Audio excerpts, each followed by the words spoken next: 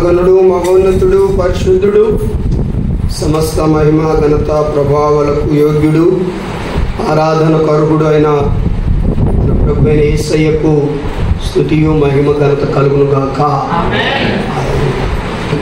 ప్రభువును ఆరాధించడానికి కృపనిచ్చిన దేవునికి వందనాలు చెల్లిస్తాను. ఈ దినము కొలస్సీ సంఘాన్ని గురించి కొన్ని నిమిషాలు మనం ధ్యానం చేద్దాం. కొలస్సీ సంఘమును గురించి కొన్ని నిమిషాలు ధ్యానం చేద్దాం. మనం చూస్తాం అనేక గ్రామాల్లో మందిరం ఉండడం, అలాగే సంఘము ఉండడం.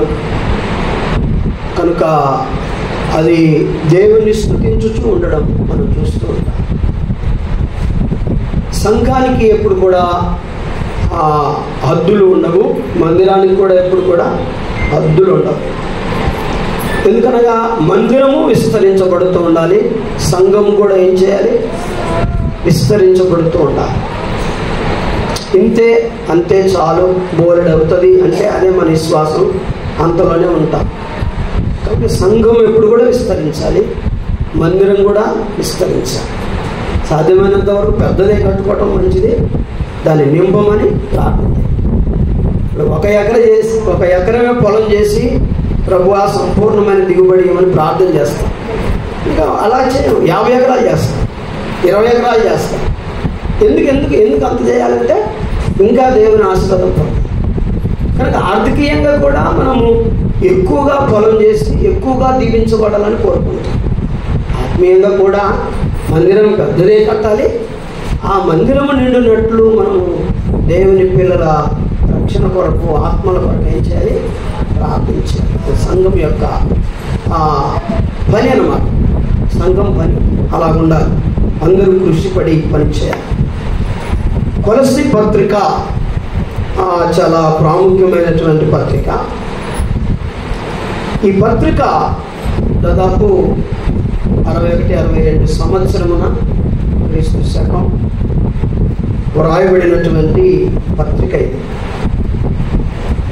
కనుక పౌలు గారు ఈ పత్రిక అసలు రాయవలసిన ఉద్దేశం ఏంటి అంటే, ఈ పత్రిక రాసేటప్పటికీ పౌలు గారు రోమా చెరసాల్లో ఉన్నారు. రోమా చెరసాల్లో 2 సంవత్సరాలు ఆయన సువార్తను బట్టి బంధించబడి పౌలు గారు చెరసాల్లో ఉన్నారు. కనుక కొలస్సీ సంఘంలో నుండి కొంతమంది పౌలు గారిని చూడడానికి, దర్శించడానికి రోమాకి వెళ్ళారు. రోమాకి వెళ్తే అక్కడ కొలస్సీ సంఘంలో ఉన్నటువంటి కొన్ని పరిస్థితులను, కొన్ని తప్పుడు పద్ధతులను పౌలు గారి దృష్టికి తీసుకుని వచ్చారు. సంఘంలో సరిగా లేదు, సంఘంలో కొన్ని సమస్యలు ఉన్నాయి అని పౌలు గారి దృష్టికి వారు తీసుకుని వచ్చినప్పుడు పౌలు గారు ఆ సరస్సాల్లో ఉండి ఈ యొక్క పత్రికను రాశారు. ఈ రోమా సరస్సాల్లో ఉండి పౌలు గారు ఎన్ని పత్రికలు రాశారో తెలుసా? రోమా సరస్సాల్లో ఉండి పౌలు గారు 4 పత్రికలు రాశారు. 1 ఎఫెసీ పత్రిక, 2 ఫిలిప్పీ పత్రిక, 3 కొలస్సీ పత్రిక, 4 ఫిలెమోనుకు రాసిన పత్రిక. ఈ 4 పత్రికలు కూడా పౌలు బంధకములలోనే ఉండి బాధలు అనుభవిస్తూనే ఒకవైపు సంఘము యొక్క బాధ్యతలు కలిగి, భారం కలిగి పౌలు గారు పత్రికలను రాశారు. కనుక ఈ పత్రికను రాశారు. కానీ ఈ పత్రిక తెచ్చిన వారు ఎవరు అంటే తుకికు అని ఒక వ్యక్తి చేత ఈ పత్రికను, చాలామంది భక్తులు అంటారు ఎఫెసీ పత్రికను, కొలస్సీ పత్రికను, చిన్నాసియాలో ఎఫెసీ పట్టణానికి తూర్పున ఉన్న కొలస్సీ సంఘానికి తుకికు ద్వారా ఈ పత్రికలను పంపించారు అని బైబిల్ పండితుల యొక్క అభిప్రాయం. కనుక సంఘములు ఎవరు స్థాపించారు? కొలస్సీ సంఘం అంటే పౌలు గారు ఏమి స్థాపించలేదు ఈ సంఘాన్ని, పౌలు గారు స్థాపించలేదు. కానీ ఎపఫ్రా అనే వ్యక్తి ఈ సంఘ స్థాపకుడు అని బైబిల్ పండితుల యొక్క అభిప్రాయం. ఎపఫ్రా అనేటువంటి భక్తుడు ఈ సంఘానికి స్థాపకుడు కనుక నడిపించువారు అని మనకు తెలుస్తుంది. సరే, కనుక ఈ సంఘములో ఏంటి సమస్య ఎందుకు రాశారంటే కొన్ని భిన్నాభిప్రాయాలు ఉన్నాయి. కనుక ఆ భిన్నాభిప్రాయాలను బట్టి అతడు రాయవలసి వచ్చింది. ఒకటి, కొన్ని సంప్రదాయాలు, ప్రభులో ఉండి కూడా కొన్ని సంప్రదాయాలు ఆచరించువారు ఉన్నారు అని చెప్పారు పౌలుకు. తర్వాత ఇక్కడ ఏముందంటే తత్వజ్ఞానము గురించి ఎక్కువగా డెవలప్ చేయాలన్నటువంటి వారు ఉన్నారు. తర్వాత ధర్మశాస్త్ర పద్ధతిలో సున్నతిని పొందాలని కొంతమంది మరి చెప్పేవాళ్ళు ఉన్నారు. కనుక ప్రభువుని నమ్మిన తర్వాత ఇవన్నీ ఉండకూడదు కదా, వీటన్నిటిని కూడా అనుసరించేటువంటి వారు ఉన్నారు అని పౌలుకు చెప్పినందుకు ఆ సంగతులను తెలియజేస్తూ పౌలు గారి పత్రికను అది ఉద్దేశం, దాని యొక్క ఉద్దేశం. కనుక ప్రారంభంలో పౌలు గారు ఈ సంఘంలో ఉన్న గుణములను గురించి చెప్తూ ఉన్నారు. ఏంటంటే పరిశుద్ధులకు 3 నుంచి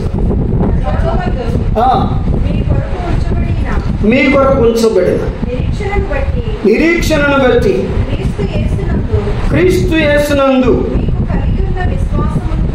విశ్వాసమును గూర్చి పరిశుద్ధులందరి మీద ప్రేమను గూర్చి మేము విని ఎల్లప్పుడూ మీ నిమిత్తము ప్రార్థన చేయొచ్చు. మన ప్రభువుకు యేసుక్రీస్తు యొక్క తండ్రి అయిన దేవుని గురించి కృతజ్ఞతాస్తుతులు. అసలు మనం లాస్ట్ మాట మన ప్రభు అయిన యేసుక్రీస్తు యొక్క తండ్రి అయిన దేవునికి కృతజ్ఞతాస్తుతులు చెల్లించుచున్నారు. ఎందుకు చెల్లించుచున్నారు అనేది మనం క్వశ్చన్ వేసుకుంటే, ఎందుకు అంటే పరలోకమందు మీ కొరకు ఉంచబడిన నిరీక్షణను బట్టి అంటారు. ఏంటంటే ఒక గొప్ప నిరీక్షణ కలిగి ఉందంట సంఘం. ఏ సంఘము? కొలస్సులో ఉన్న సంఘము ఒక గొప్ప నిరీక్షణ కలిగి ఉందంట. ఎక్కడ నిరీక్షణ? వాళ్ళకు భూ సంబంధమైన నిరీక్షణ కాదు, పరలోకమందు. దైవజనుడైన పౌలు గారు అంటారు, పరలోకమందు మీ కొరకు ఉంచబడిన నిరీక్షణను బట్టి అంటాడు. కనుక మీరు మంచి నిరీక్షణ కలిగి ఉన్నారు. ఇలాంటి సంఘానికి కూడా ఏముండాలి తెలుసా? నిరీక్షణ ఉండాలి. మనం ఎప్పటికైనా మనం పరలోకపు వాసులమే. మన పౌరసత్వం అంతా కూడా పరలోకంలో ఉన్నది. మన సిటిజన్షిప్ అంతా కూడా పరలోకంలోనే ఉన్నది. ఇక్కడ ఉండేది టెంపరరీ సిటిజన్షిప్, ఇక్కడ ఉండేది కొంతకాలం నుండి కొంతలో పోయేటువంటి ఏంటి ఈ లోకం యొక్క సిటిజన్షిప్ అనుకుంటాం. కానీ పరలోకం అయితే, పరలోకంలోనైతే నిత్యమైన పౌరసత్వం అనుకుంటాం. నిత్యమైన పౌరసత్వం. ఈ లోకంలో మీకు ఆధార్ కార్డు ఉన్నా, రేషన్ కార్డు ఉన్నా, తర్వాత పాన్ కార్డు ఉన్నా, ఇక ఓటర్ ఐడి ఉన్నా, ఏదున్నా సరే మీరు చనిపోయే వరకు అది మీకు చెల్లుబాటు ఉంటుంది. చనిపోతే అది పనిచేయదు. మీరు లేరు కాబట్టి ఇక్కడ మీ యొక్క డాక్యుమెంట్స్ ఏం కూడా పనిచేయవు. కానీ పరలోకంలో మనకు ఎలాగంటే ఇది టెంపరరీ సిటిజన్షిప్, కానీ పరలోకంలో అయితే మనకు నిత్యమైన పౌరసత్వము దేవుడు ఉంచాడు. మనం దేవుని స్తోత్రం. అందుకొరకు ఆ పరలోకమందున్నటువంటి వాటి మీద మనం ఏం చేయాలంటే నిరీక్షణ కలిగి ఉండాలి.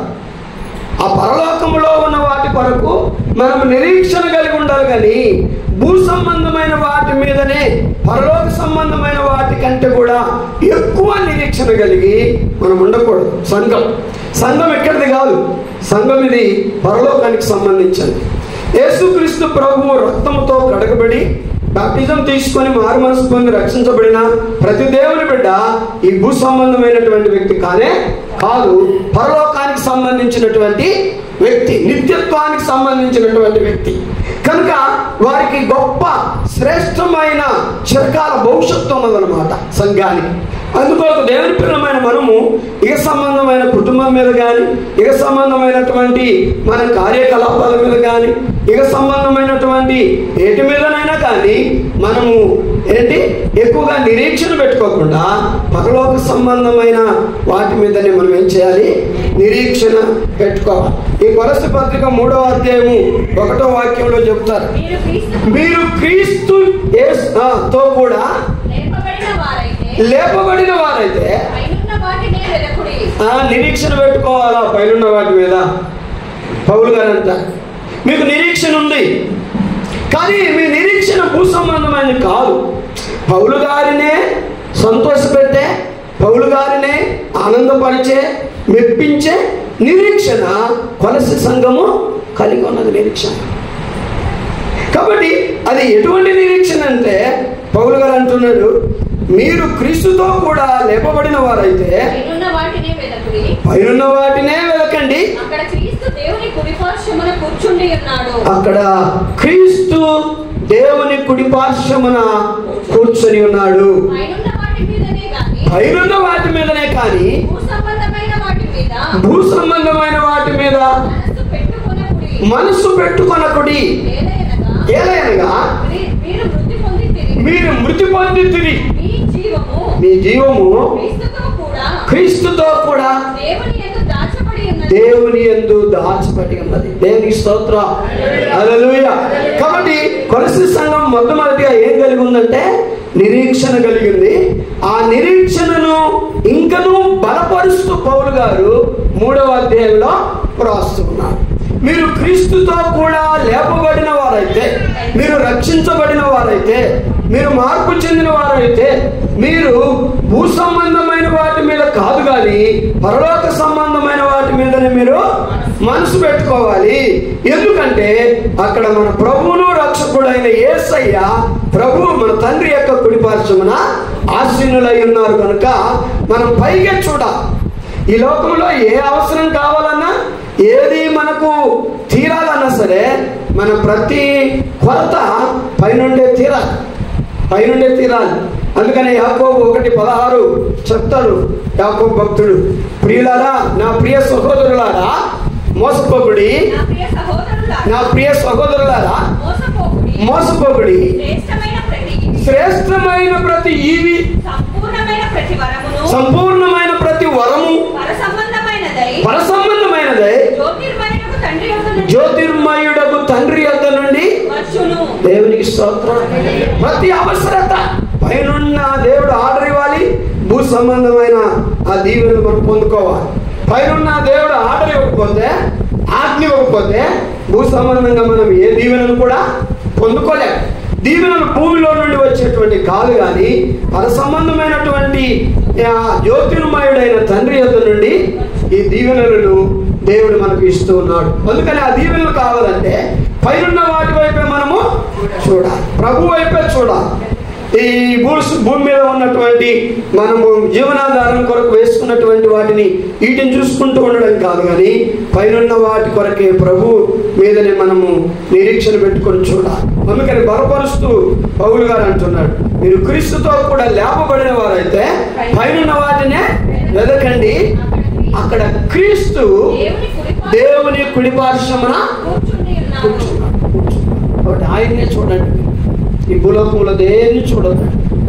కాబట్టి అన్నిటినీ మనకిచ్చే దేవుడు, అన్నిటినీ చేసే దేవుడు, అన్నిటి నుండి మనల్ని విడిపించేవాడు, రక్షించేవాడు, సర్వశక్తి సంపన్నుడైన యేసయ్య మన అన్నిటికీ కారణభూతుడైన వాడు పరలోకమందున్నాడు. కాబట్టి ప్రతి అవసరం కొరకు ఆయన వైపు కన్నులెత్తి చూడాలి. 123వ కీర్తనలో కూడా మనం చూస్తాం. 123వ కీర్తనలో, ఆకాశమందు ఆసీనుడైన వాడా, నీ తట్టు నా కన్నులను ఎత్తుచున్నాను. దాసుల కన్నులు తన యజమానుని చేతి తట్టును, దాసి కన్నులు తన యజమానురాలి చేతి తట్టును చూచున్నట్లు మన దేవుడైన యెహోవా మనలను కరుణించు వరకు మన కన్నులు ఆయన తట్టు చూచుచున్నాయి. ఎవరి వైపు చూస్తున్నారంటే మీరు? దేవుని వైపు. ఆకాశమందు ఆసీనుడైన ఆ దేవుని వైపు చూస్తున్నాడు. పౌలు గారు కూడా కొలస్సీ సంఘానికి అదే చెప్తున్నాడు. పైనున్న వాటినే వెతకండి, పౌరున్న వాటి మీదనే కానీ భూ సంబంధమైన వాటి మీద మీరు మనసు పెట్టుకోకండి. దేవుని విడిచిపెట్టి ఉత్తు వీటి మీదనే మీరు మనసు పెట్టుకుంటే మీరు లాస్ అవుతారు, నష్టపోతారు. కాబట్టి దేవుని మీద మనసు పెట్టుకోండి, దేవుని మీద నిరీక్షణ పెట్టుకోండి. అది పౌలు గారు కొలస్సీ సంఘాన్ని హెచ్చరిస్తూ నిరీక్షణ విషయంలో ఆ నిరీక్షణను ప్రశంసిస్తూ ఉన్నారు. మీకున్న నిరీక్షణ చాలా గొప్పది. మీరు ఎక్కడ నిరీక్షణ పెట్టుకున్నారంటే పరలోకమందు. మీరు పరలోక విషయంలో మీరు నిరీక్షణ పెట్టుకున్నారు. భూ సంబంధమైన వాటి మీద మీకు నిరీక్షణ లేదు. అవును దేవుని బిడ్డ, మనందరికీ కూడా ఈరోజు శ్రీనివాస నగర్ క్యాంపు సంఘానికి, మన అన్ని సంఘాలకు కూడా నిరీక్షణ దేవుని మీదనే ఉండాలి, కానీ భూ సంబంధమైన వాటి మీద మనం నిరీక్షణ పెట్టుకోకూడదు. దేవుని మీద మనం నిరీక్షణ పెట్టుకున్నప్పుడు భూ సంబంధమైన వాటిని కూడా ఆయన ఏం చేస్తాడు? దీవిస్తాడు, ఆస్వాదిస్తాడు. కొట్టి ప్రభువును వదిలిపెట్టేసి వాటి మీద మనం నిరీక్షణ పెట్టుకుంటే మనం నష్టపోతాం, కష్టపడతాం. అందుకని ఆ నిరీక్షణను ప్రశంసిస్తున్నాం. కాబట్టి ఒకటి కొలస్సీ సంఘానికి ఏముందంటే నిరీక్షణ ఉన్నది. తర్వాత రెండవది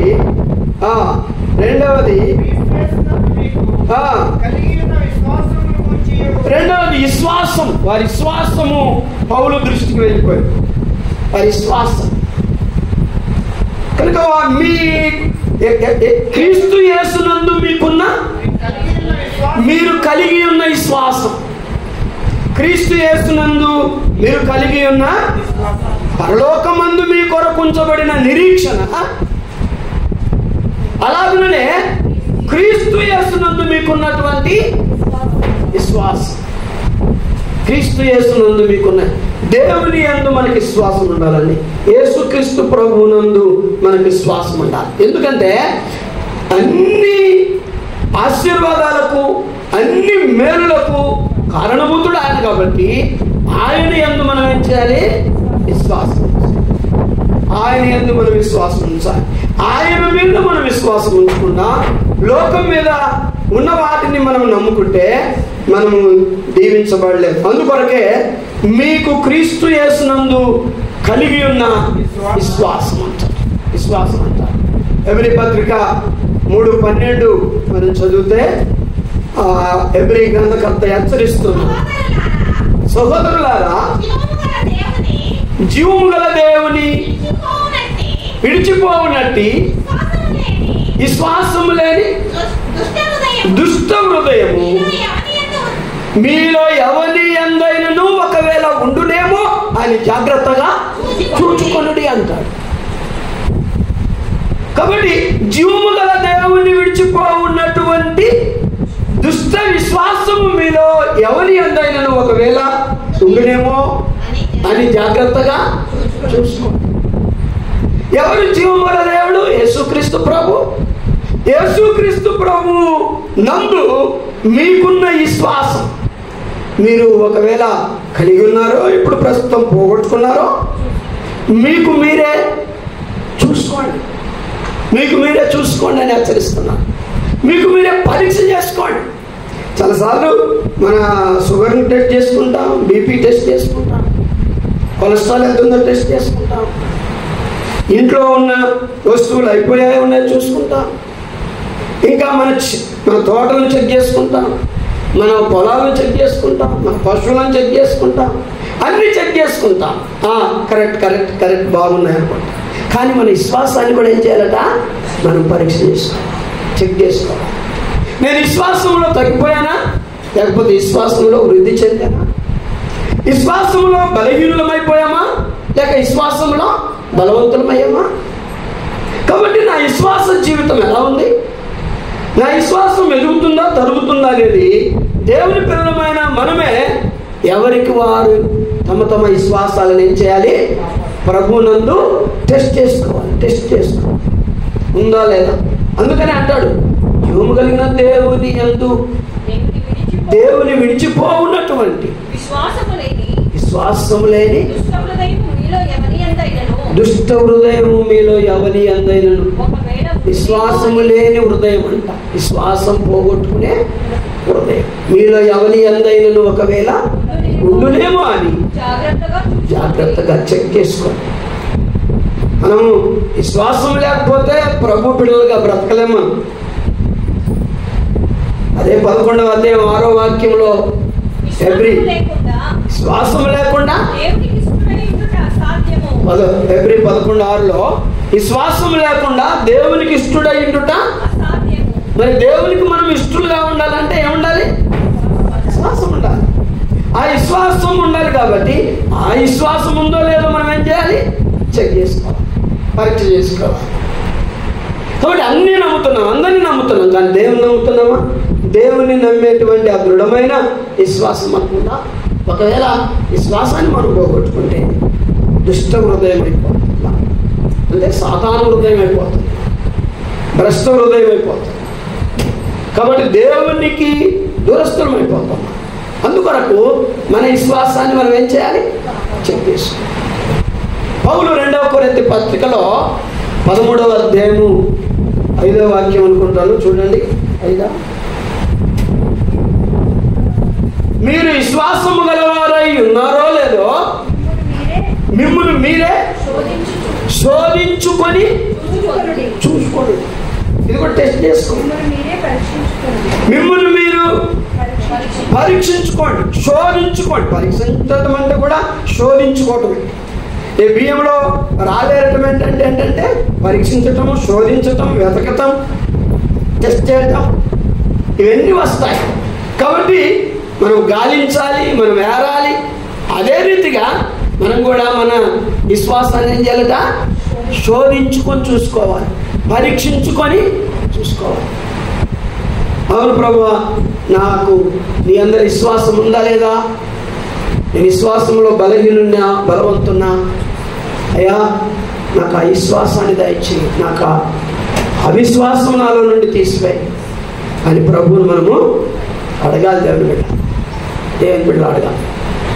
కాబట్టి విశ్వాసము కొలస్తి సంఘమునకు ఉన్న ఆ క్రీస్తు యేసునందు మీకున్న విశ్వాసము నువ్వు గూర్చి అంటారు.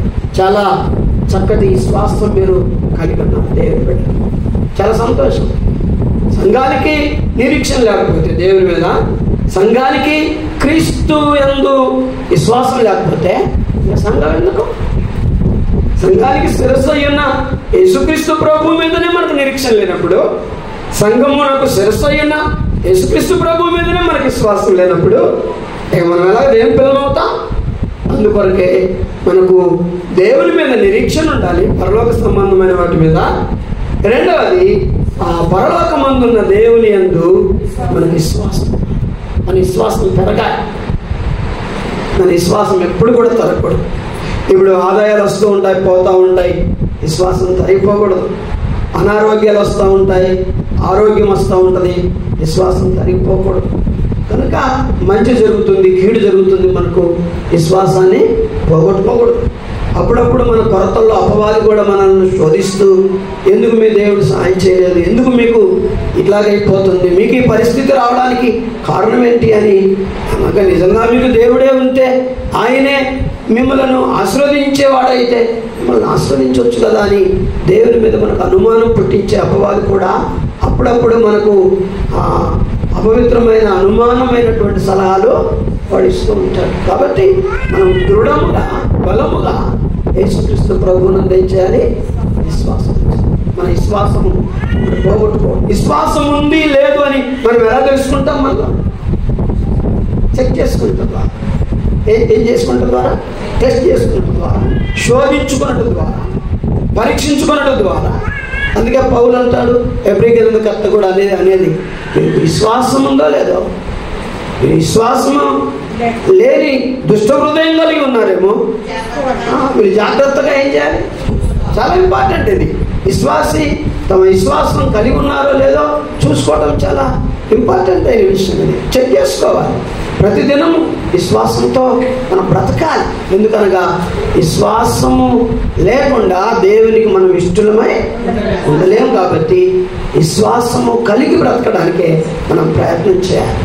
విశ్వాసం వల్ల ఈరోజు మనం ఏమైనా చేయగలం. ఎబ్రీ గ్రంథకర్త మరి చెప్తాడు 11:36 నుండి మనం చదివితే 11 నుండి 36 11వ అధ్యాయము 36 విశ్వాసం ద్వారా అని మాట 33 వారి విశ్వాసం ద్వారా రాజ్యాలను జయించారు, నీతి కార్యాలు జరిగించారు, వాగ్దానాలను పొందారు, సింహములను మూసారు, అగ్ని బలమును చల్లార్చారు, ఖడ్గదారులను తప్పించుకున్నారు, బలహీనులుగా ఉండి బలపరచబడ్డారు, యుద్ధములో పరాక్రమశాలురయ్యారు,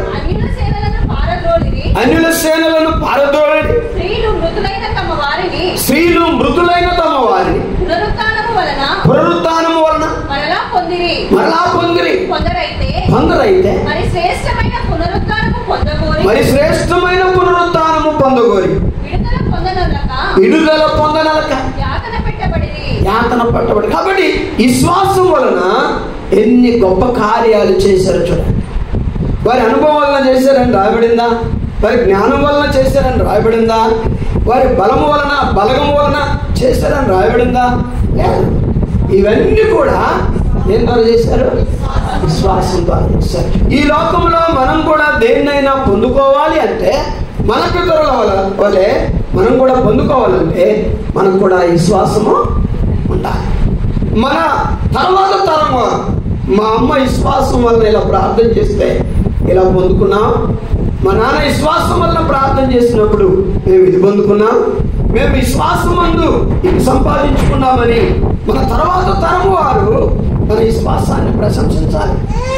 కాబట్టి ఇప్పుడు ఈ విశ్వాసము ఎబ్రీ గ్రంథకర్త మనకెందుకు చెబుతున్నాడు? వారికి ఆ విశ్వాసం లేకపోతే ఆ గొప్ప కార్యాలు ఎక్కడ చేస్తారు? కనుక అది ఈ రోజున ఈ తరమున మనకు ఎంతో ఆదర్శంగా లేదా మాటలు.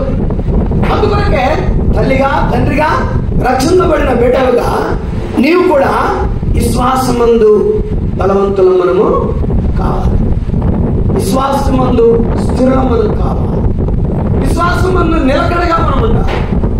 విశ్వాసాన్ని పోగొట్టుకునే భ్రష్టులుగా మనము, విశ్వాసము లేని దుష్టవృత్తులుగా హృదయులుగా మనము ఉండకూడదు. అందుకొరకే దేవుని బిడ్డ కొలస్సీ సంఘం యొక్క విశ్వాసాన్ని పౌలు గారు ఏం చేస్తున్నాడు? ప్రశంసిస్తున్నాడు. క్రీస్తు యేసునందు మీకున్న విశ్వాసం అంటాడు. కనుక మూడవది పరిశుద్ధులందరి మీద మీకున్న ప్రేమను గూర్చి మేము విన్నాం.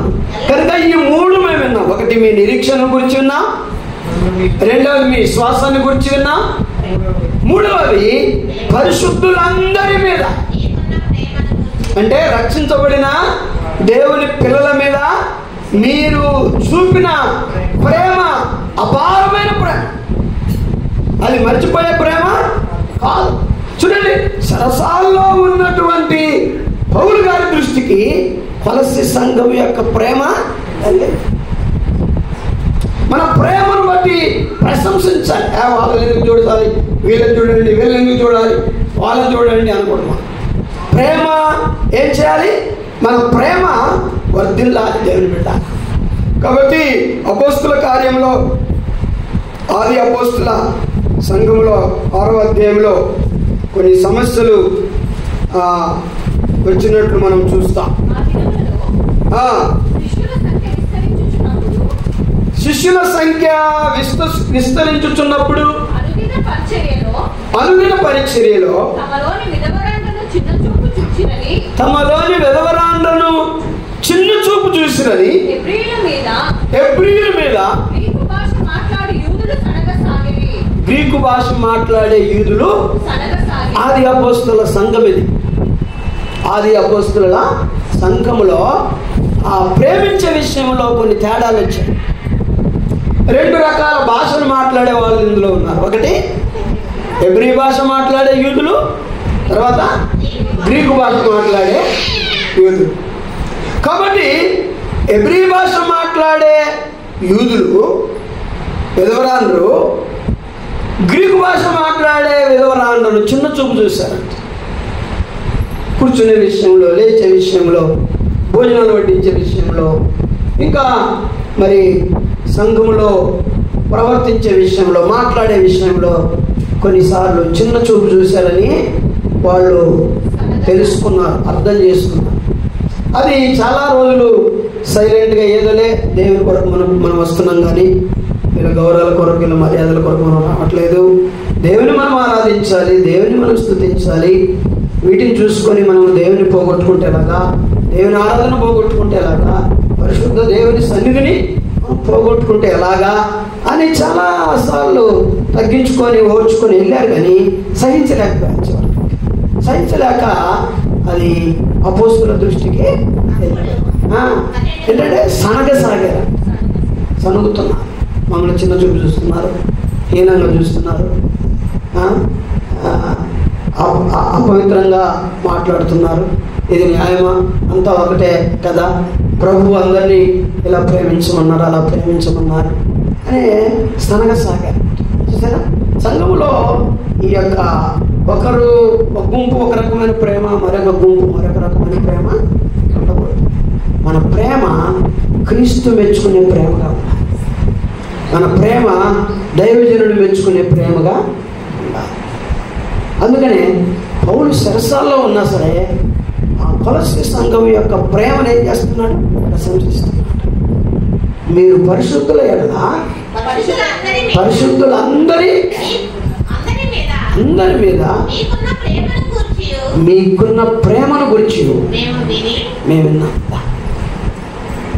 బాగా డబ్బు సంపాదించారని మేము విన్నాము, చాలా అందమైన వాళ్ళు ఉన్నారని మేము విన్నాం, చాలా భూస్వాములు మీ సంఘంలో ఉన్నారని మేము విన్నాం, చాలా బంగారం ఉన్నవారు మీ మందిరంలో ఉన్నారని మేము విన్నాం, చాలా పేరు కలిగిన వారు, చాలా హోదాలో ఉన్నవారు మీ మందిరంలో ఉన్నారని మేము విన్నామని అంటున్నాడు. అవన్నీ ప్రశంసకు రావు, అవి దేవుని రాజ్యానికి ఉపయోగం లేవు. అవి ఏంటట?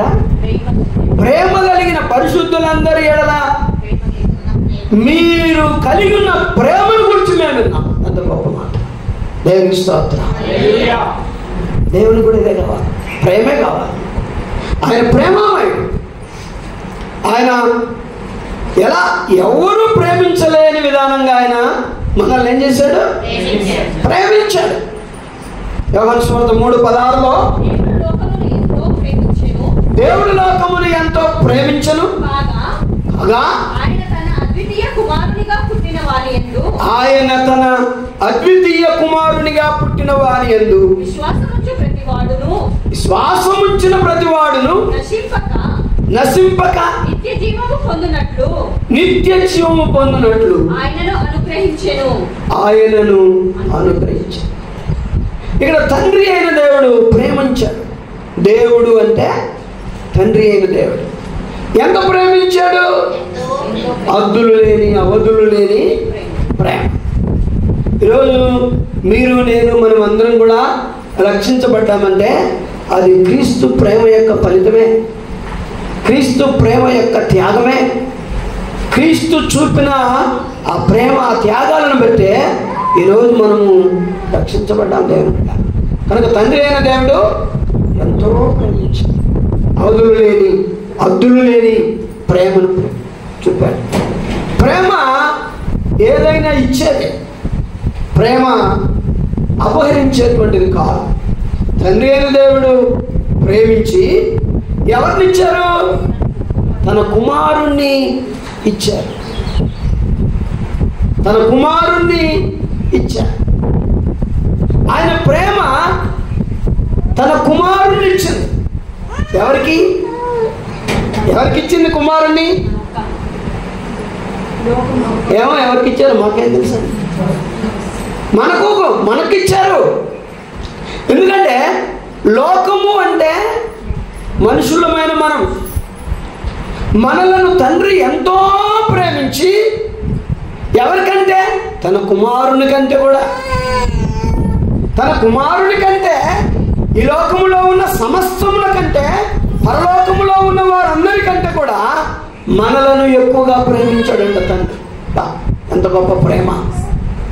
ప్రేమించి ఏమిచ్చారు? తన కుమారుని ఇచ్చారు. ఇచ్చే ప్రేమ అయింది. ఎవరిది? అయ్యో పాపము అని అంటాం, కానీ కొన్నిసార్లు ఆ అయ్యో పాపము అనే ఆ ప్రేమకు, ఆ జాలికి కొంతమంది ఏమి ఇవ్వలేరు. మాట అంటారంట అయ్యో పాపం. మన ప్రేమ ఏమి ఇవ్వలేదు, మన జాలి ఏమి ఇవ్వలేదు. కానీ తండ్రి అలాగలేదు. ఆయన ప్రేమించారు. ఆ ప్రేమకు బదులుగా తన కుమారుణ్ణి ఇచ్చారు. మన కొరకే మనల్నే ప్రేమించారు.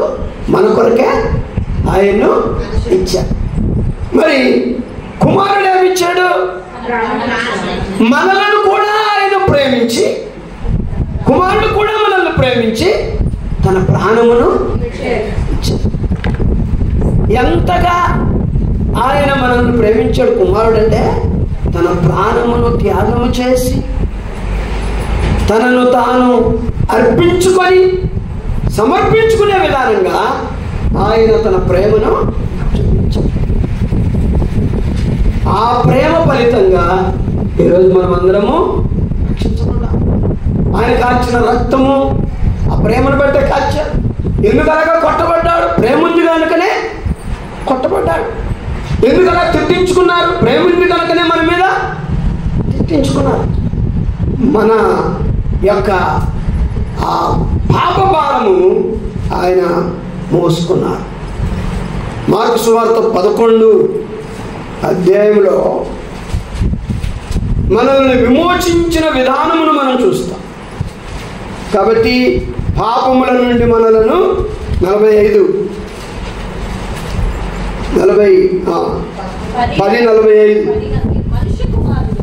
మనిషి కుమారుడు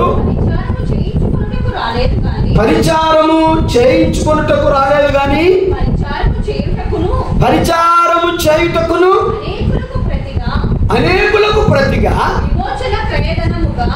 విమోచన. ఏ విమోచన? పాప విమోచన. మొదటి పేతురు 1:19 వాక్యాన్ని మనం చూస్తే అది ఎట్లా పెట్టండి, చదవండి. అమూల్యమైన రక్తము చేత అనగా నిర్దోషమును నిష్కళంకమునగు గొర్రెపిల్ల వంటి క్రీస్తు రక్తము చేత ఏం చేశారు? విమోచించబడ్డారు. redeemed by the blood of Jesus Christ. మనము విమోచించబడ్డా. మన పాపముల నుండి, మన దోషముల నుండి, మన అతిక్రమముల నుండి, దేవునికి మనకును ఉన్న ఈ అడ్డు అనే ఈ పాప ద్వేషముల నుండి దేవుడు తన కుమారుని ఇచ్చారు. ప్రేమను బట్టి కుమారుడు తన ప్రాణమునిచ్చి తన రక్తమును కాచి ఏం చేశాడు? మనలను మన పాపముల నుండి. ఏముంది? ప్రేమ లేదా? ప్రేమ ఇంక్లూడ్ అయింది. ప్రేమ లోన ఉన్నది కనుకనే మన పాపముల నుండి మనల్ని ఏం చేశాడు? ఆయన విమోచన క్రయధనముగా పెట్టాడంట. విమోచన క్రయధనముగా తన ప్రాణమునిచ్చుటకును వచ్చాను. విమోచన క్రయధనం. క్రయధనం అంటే ఇప్పుడు ఒక పొలాన్ని కొంటారు. క్రయము అంటే కొనడము. అంటే క్రయధనం ఏంటి? క్రయధనం మీరు కొన్నదే క్రయధనం. 5 లక్షలు కొనడం పొలం, అది క్రయధనం. ఇక్కడ మన పాపముల నుండి మనం విమోచించబడటము, తప్పించుకోవటము, దాటుకోవటము, విడిపించుకోవటం అసంభవం. డిక్లేర్ ఏమైందంటే ఎవరు చేసిన పాపమును బట్టి వారికి మరణ శిక్ష జారీ అయిపోయింది. ఏలైనగా పాపం వలన వచ్చు జీతము మరణం. రోమాలు 23లో ఏలైనగా పాపం వలన వచ్చు జీతము మరణం. అంతే, మరణమే మనం, నిత్య మరణమే మనం. కాబట్టి నిత్య మరణము నుండి, పాపము నుండి మరణం వచ్చింది. కాబట్టి ఆ పాపమును నుండి మనల్ని విమోచించాలి. విమోచించే ఆ సరిపోయిన ఆ క్రయధనం ఎక్కడుంది? ఆ కొనడానికి ఆ క్రయధనం ఎక్కడుంది? క్రయధనం కొనేటువంటి, విడిపించేటువంటి ఆ సొత్తు ఎక్కడుంది అంటే that is the blood of Jesus Christ. అదే యేసుక్రీస్తు యొక్క రక్తం. తన ప్రాణమును, తన రక్తమును ఇచ్చి మనలను, మన పాపము నుండి ఆయన ఏం చేశాడు? క్రయధనముగా ఇచ్చి మన పాపము నుండి మనల్ని విడిపించాడు. తండ్రి కుమారుడి నుంచి ప్రేమిస్తే కుమారుడు ఏం చేశాడు? తన్ను తానే అర్పించుకొని తన ప్రాణమునిచ్చి మనల్ని ప్రేమించాడు. త్యాగం. ఆయన తండ్రి త్యాగం చేశాడు, కుమారుడు అయితే తన ప్రాణాన్ని ఇచ్చి త్యాగం చేశాడు. కాబట్టి చాలా గొప్ప ప్రేమ, మనుషులకు అర్థం కాని ప్రేమ, హద్దులు అవధులు లేని ప్రేమ, శాశ్వతమైన ప్రేమ. ఇటువంటి ప్రేమతో దేవుడు మనల్ని ప్రేమించాడు. కాబట్టి మనం కూడా ఏం చేయాలి? అలా ప్రేమించాలి.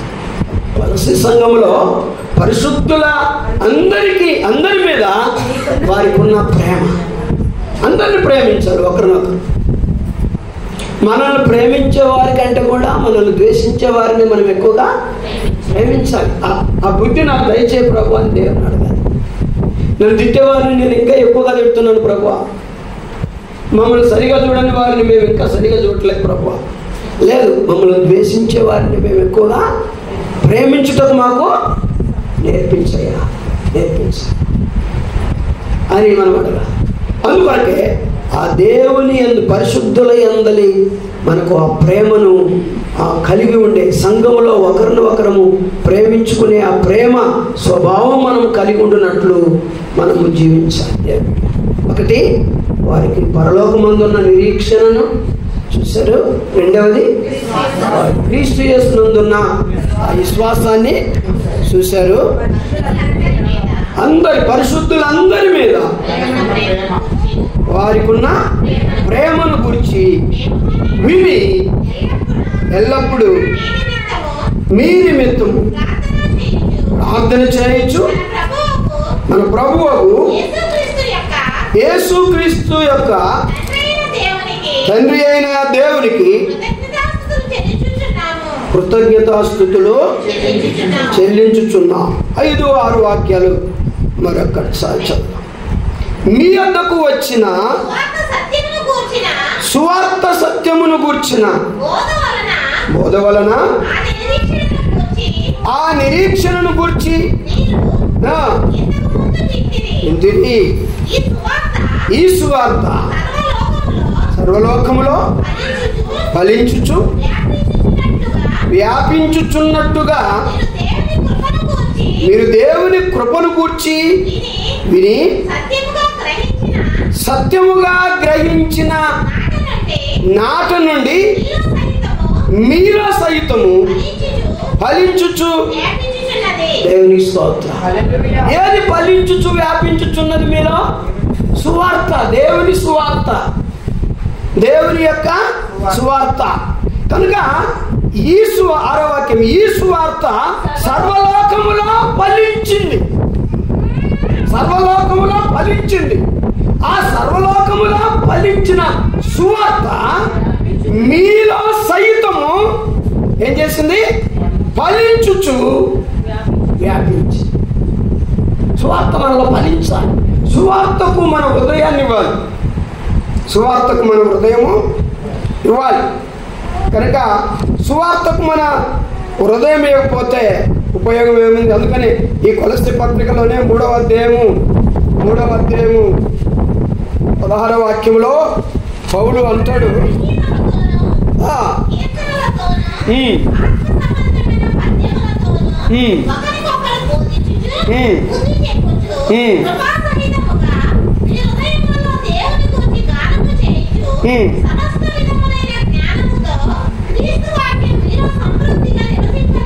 ఏం నిలవాలంట?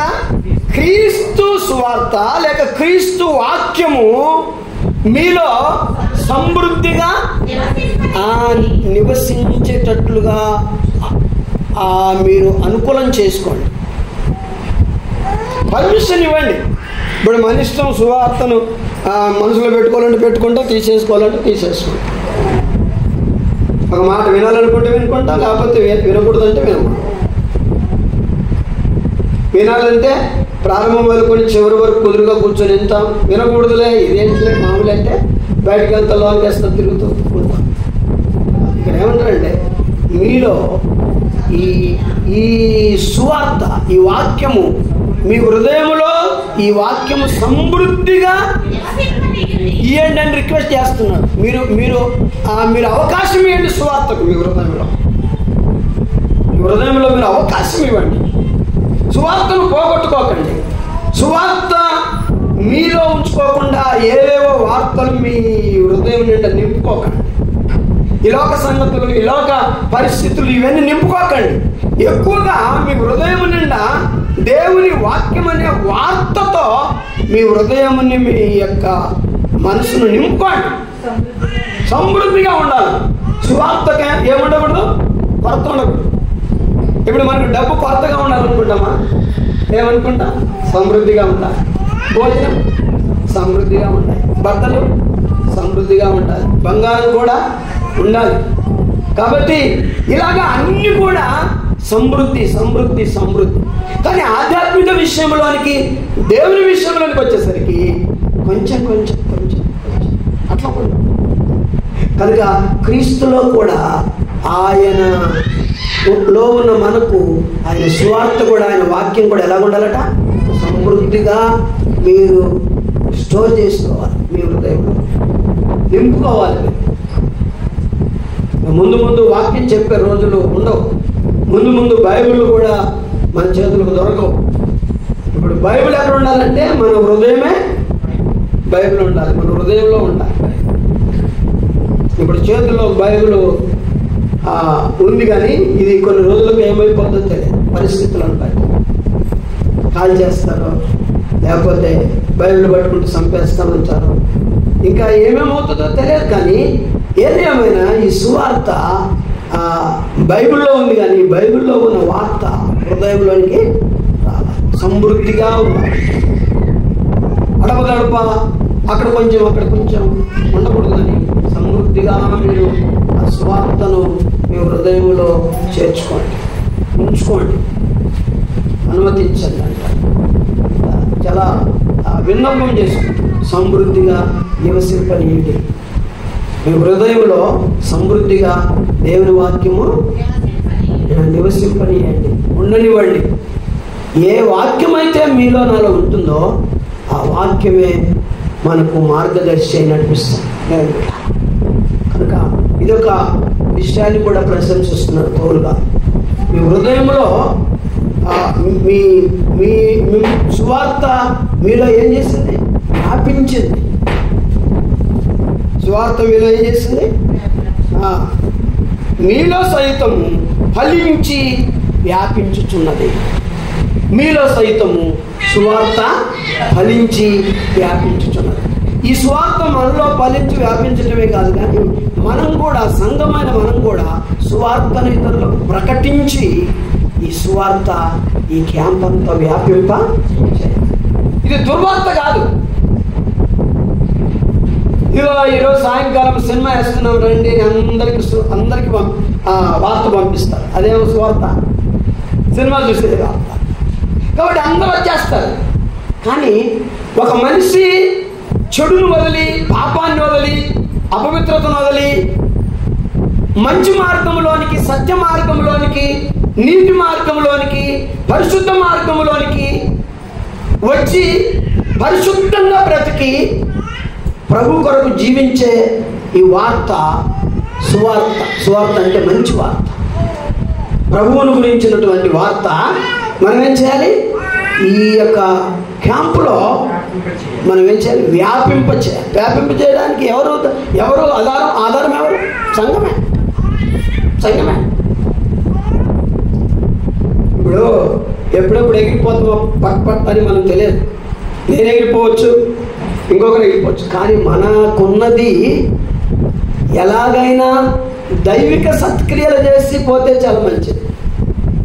దేవుని యొక్క క్రియలు, దేవుని యొక్క కార్యాలు సువార్త ప్రకటింపచేయాలి. సువార్త చేయాలి. సువార్త ప్రకటించేటప్పుడు నా వంతేంటి, మా వంతేంటి, మన వంతేంటి అని మనం ఏం చేయాలి? సువార్త ప్రకటనకు, వ్యాపనకు ఏదైనా చేయాలి. నా మీద పడేటట్లుంది, నా మీద పడేటట్లుంది అనుకో. ఇదిగో ఈ లోకంలో ఏది చేసేదానికంటే కూడా సువార్తను సంఘము ద్వారా వ్యాపింపజేయటం అంతకంటే గొప్ప పని ఇంకేది లేదు. కనుక ఇక్కడ అది ఏమంటారు? ఈ సువార్త సర్వలోకములో ఫలించుచు వ్యాపించుచున్నట్లుగా మీరు దేవుని కృపను గూర్చి విని సత్యముగా గ్రహించిన నాట నుండి మీలో సైతం మీలో కూడా అది ఫలించుచు వ్యాపించుచు. సువార్తను విడిచిపెట్టలేదు మీరు. కొంచెం చాలా మంది ఇదివరకు సువార్తను విని రక్షించబడ్డారు, కానీ ఇప్పుడు వాళ్ళకు సువార్త కొద్దిగా లేదు మనసులో. దేవుని వాక్యం అంటే దూరం. దేవుని వాక్యానికి హృదయంలో స్థానం ఇవ్వట్లేదు. దేవుని వాక్యానికి హృదయంలో స్థానం లేనే లేదు. ఏ మాటలు లేవు. దేవునికి సంబంధించిన మాటలు ఏమి కూడా ఉండట్లేదు.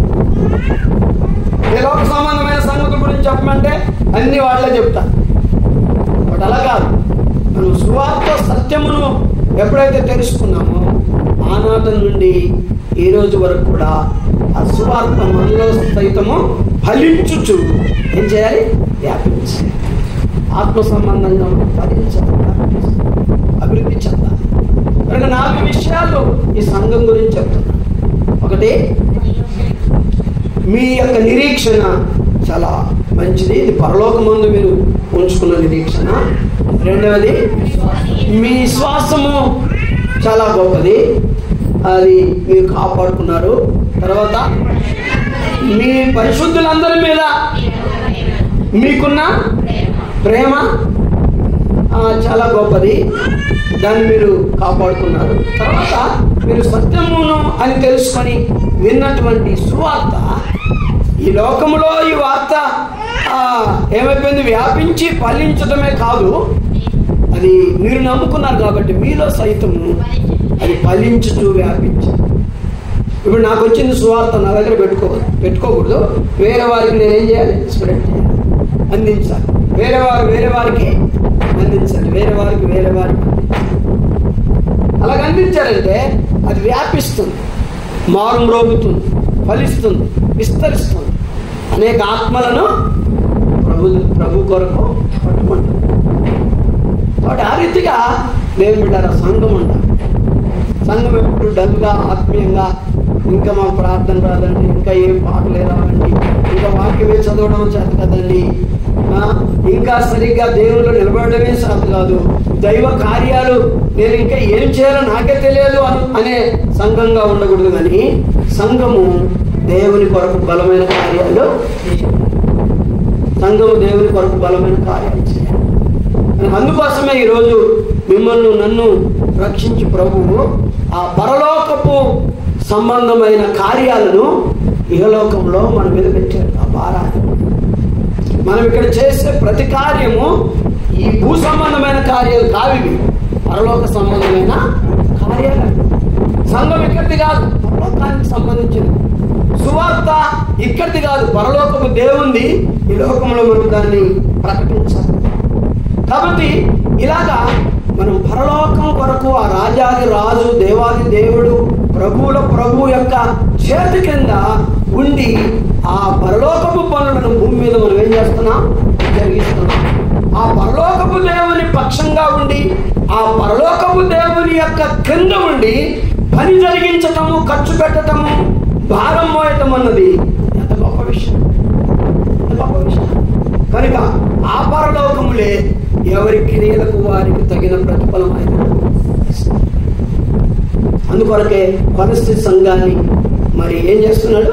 ప్రశంసిస్తున్నాడు. ఈ 4 విషయాలు. కాబట్టి ఈ పత్రిక రాసిన ఉద్దేశాన్ని ముందుగానే మనము ఇంట్రడక్షన్లో కొద్దిగా చెప్పాము, ఉపోద్ఘాతంలో. కనుక 8వ వాక్యం నుండి 2:8 నుండి మనం కొద్దిగా రఫ్గా చదివితే 2వ అధ్యాయం కొలస్సీ పత్రిక 8వ వాక్యం. అనుసరింపక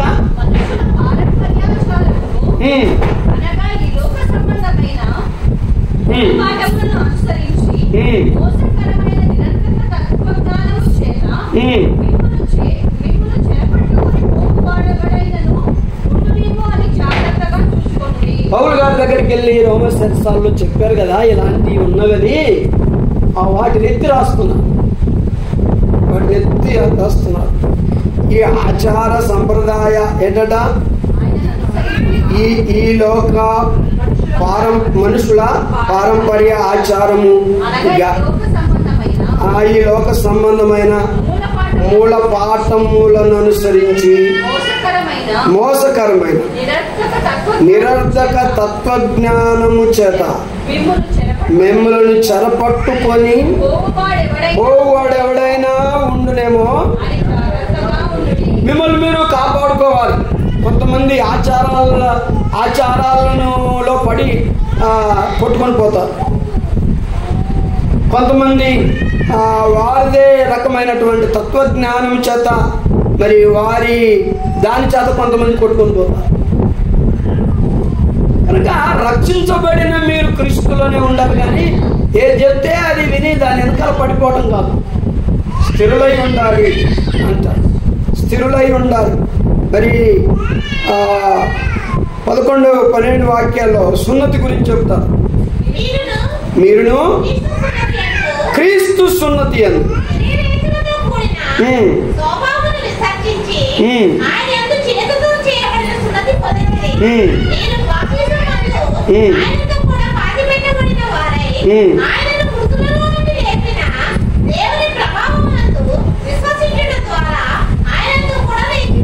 కాబట్టి సున్నతి అంటే ధర్మశాస్త్ర సంబంధంగా ఏం చేయాలి? సున్నతి చేయబడాలి. కాబట్టి ఈ సున్నతి మీరు మారుమనసు పొంది పాప క్షమాపణ పొంది బాప్తిసం పొందుకున్న సున్నతి తీసుకోవాలా అని కొన్ని యూదులు కొంతమంది ఈ సంఘంలో చొరబడి ఆ ధర్మశాస్త్ర బోధలు కూడా అందిస్తున్నారు. మారుమనసు పొందినా సరే, పాప క్షమాపణ పొందినా సరే, బాప్తిసం తీసుకున్నా సరే, మరలా మీరేం చేయాలి? సున్నతి కూడా ధర్మశాస్త్రాన్ని కూడా మీరు ఆచరించండి అని ఈ రకమైన బోధలు. ఒకటి లోక సంబంధమైన మూలపాటలు, తత్వజ్ఞానము, మరి సున్నతితో కూడినటువంటి బోధలు, ఇవన్నీ కూడా విశ్వాసులను కొద్దిగా కలవపరుస్తుంది. ఇట్లానా వెళ్ళాలా, ఇటు వెళ్ళాలా, ఎటు వెళ్ళాలి, ఏ మార్గంలో వెళ్ళాలి అని వారుంటే పౌలు అంటాడు, ఈటి చేత మీరు కొట్టుకొని పోవద్దు. క్రీస్తునందు స్థిరులై ఉండండి, కదలకుండా ఉండండి. సున్నతి బాహ్య సంబంధంగా అబ్రహాం కాలంలో చెప్పారు. 17 అనుకుంటా, ఆదికాండం 17వ అధ్యాయం అనుకుంటాను. ఆదికాండంలో క్రింద అబ్రహాంకు చెప్తారు సున్నతి 17-10 ఆదికాండం.